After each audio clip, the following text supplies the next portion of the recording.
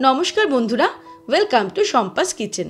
আজকে আপনাদের সাথে শেয়ার করব বিহারি স্টাইল দেহাতি চিকেন রেসিপি। ঘরে থাকা সাধারণ উপকরণ দিয়ে মশলা বাটার ঝামেলা ছাড়াই এত টেস্টি চিকেন কারি যে তৈরি হতে পারে তা আপনারা ট্রাই করলেই বুঝতে পারবেন। রেসিপিটা ভালো লাগলে লাইক ও বন্ধুদের সাথে শেয়ার করার অনুরোধ রইল। তাহলে চলুন শুরু করি।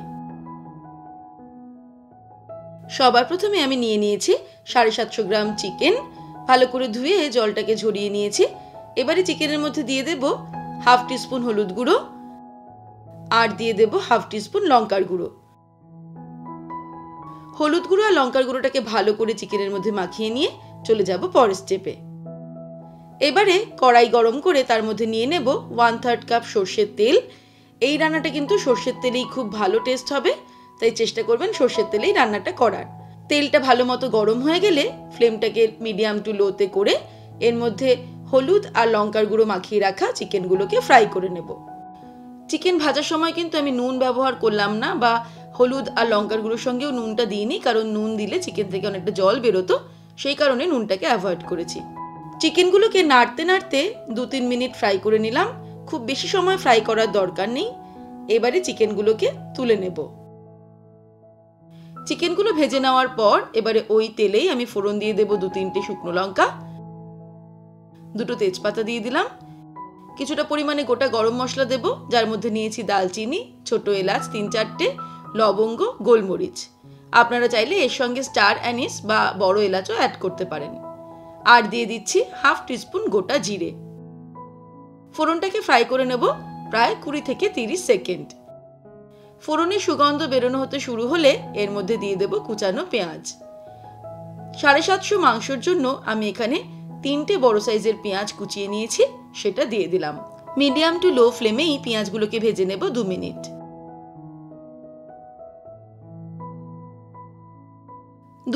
পেঁয়াজটাকে ফ্রাই করার পর এর মধ্যে অ্যাড করব এই রেসিপির অন্যতম মেন ইনগ্রেডিয়েন্টস গোটা রসুন। এই মাংসটা যে কজনের মধ্যে সার্ভ করা হবে সেই অনুযায়ী এই রসুনের পরিমাণটা নির্ধারণ করা হবে। আমি এখানে মোটামুটি মাংসটা 3 থেকে 4 জনকে সার্ভ করব, তাই জন্য 3টে ছোট ছোট গোটা রসুন এর মধ্যে দিয়ে দিলাম। এবারে আবারও সবকিছুকে ফ্রাই করব মিডিয়াম টু লো ফ্লেমে 5 মিনিট। এই বিহারি চিকেনে যে রসুনটা আমি অ্যাড করছি গোটা গোটা, এটা কিন্তু শুধুমাত্র রান্নার পরে ফেলে দেওয়ার জন্য নয়, এটা কিন্তু ভাতের সাথে মুখে দিয়ে খেতেও খুব ভালো লাগে। চুষেও খেতে পারেন রসুনটা, আবার কিন্তু রসুনের খোসাটা ছাড়িয়ে ভেতরের যে শাঁসটা সেটাও আপনারা ভাতের সঙ্গে মুখে দিয়ে খেতে পারেন, খুব ভালো লাগবে। 5 মিনিট আমি সবকিছুকে ফ্রাই করে নিয়েছি। এবার এর মধ্যে দিয়ে দেব থেতো করে রাখা আদা, রসুন আর কাঁচা লঙ্কা। এই জন্য আমি নিয়ে নিয়েছিলাম 1 ইঞ্চি একটা আদার টুকরো স্লাইস করে কেটে, দিয়ে দিয়েছিলাম গোটা 5-6 কাঁচা লঙ্কা আর প্রায় 15 কোয়া মতো রসুন।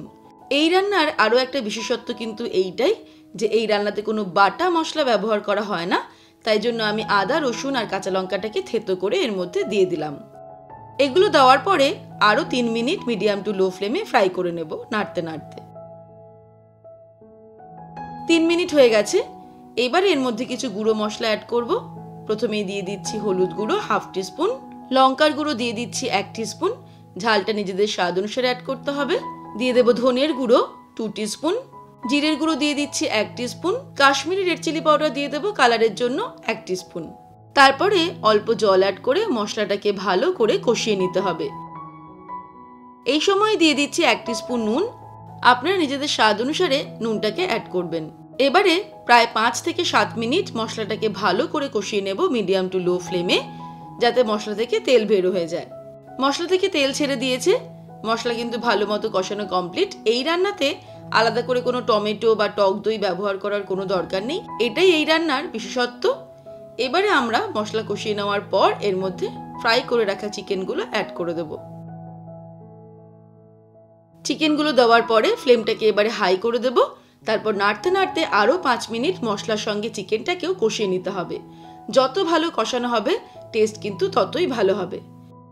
এই সময় আরও 1 টিস্পুন নুন আমি দিয়ে দিচ্ছি, তবে আবারও বলছি নুনটা কিন্তু নিজেদের স্বাদ অনুসারে অ্যাড করতে হবে।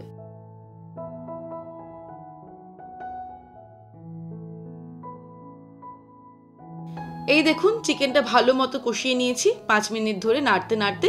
এই সময় কিন্তু নাড়ার কাজটা চালিয়ে যেতে হবে, না হলে কিন্তু নিচে লেগে যাওয়ার সম্ভাবনা থাকতে পারে। ভালো করে কষিয়ে নেওয়ার পর এর মধ্যে অ্যাড করে দেব জল।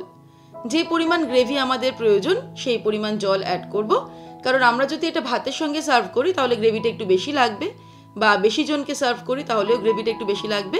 আর যদি রুটি, লুচি, পরোটার সঙ্গে সার্ভ করি তাহলে কিন্তু গ্রেভিটা কম লাগবে, সেই জন্য কম জল ব্যবহার করতে হবে। আমি এই পরিমাণ জল ব্যবহার করলাম। এবারে হাই ফ্লেমে যখন এটা ফুটতে শুরু করবে তখন আমরা ঢাকা দিয়ে 15 মিনিট রান্না করব, যাতে চিকেনটা ভালো মতো সিদ্ধ হয়ে যায়। ফ্লেমটাকে লোতে করে ঢাকা দিয়ে দিলাম। 15 মিনিট পর ফিরে আসছি। 15 মিনিট হয়ে গেছে আর চিকেনটাও কিন্তু খুব ভালো মতো সিদ্ধ হয়ে গেছে। এই যে, এবারে আমি ফ্লেমটাকে হাইতে করে আরও 2 মিনিট এটাকে একটু ফুটিয়ে নেব। আমি আবারও বলছি, যেহেতু আমি ভাতের সঙ্গে সার্ভ করব তাই আমি গ্রেভিটা একটু পাতলা রেখেছি।